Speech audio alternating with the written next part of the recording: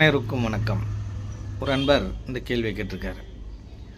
சுயநலத்தோடு வாழ்வது நல்லதா இல்லை பொதுநலத்தோடு வாழ்வது நல்லதா அப்படின்னு கேட்டிருக்காரு. இப்போ நீங்கள் சுயநலம் கலந்த பொதுநலத்தோடு வாழ்வது தான் நல்லது. ஏனென்றால் சுயநலம் இல்லை என்றால் பொதுநலம் இல்லை.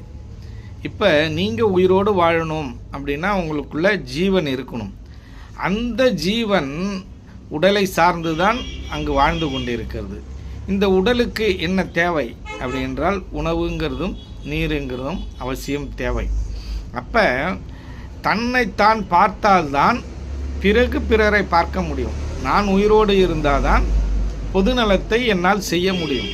அப்போது எப்படி இருக்க வேண்டும் என்றால் தன்னலத்தோடு கூடிய பொதுநலம் இருக்க வேண்டும் என்பதை தெளிவாக தெரிந்து கொள்ள வேண்டும். நம் வீட்டுக்கு விருந்தாடி வந்து விட்டார்கள். நமக்காக நம் குடும்பத்திற்காக நாம் உணவு செய்தோம்.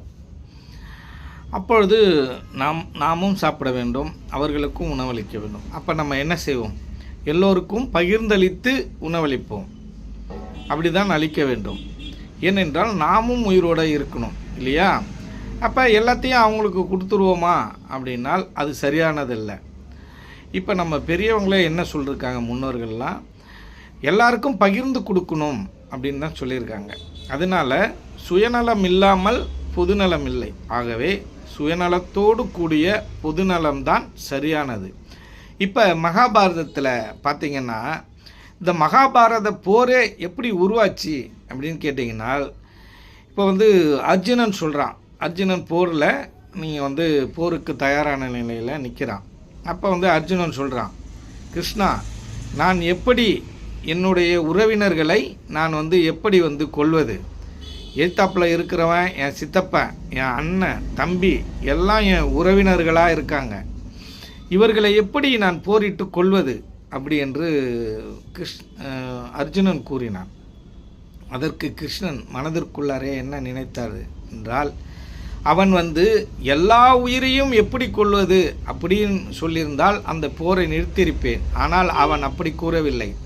தன் உறவினர்களை மட்டும் கொல்ல மாட்டேன் என்று கூறினானே தவிர அதற்கு பின்னாடி இருக்கும் அந்த படை வீரர்கள் இருக்கார்கள் இல்லையா, அவர்களோட உயிர் என்னாவது?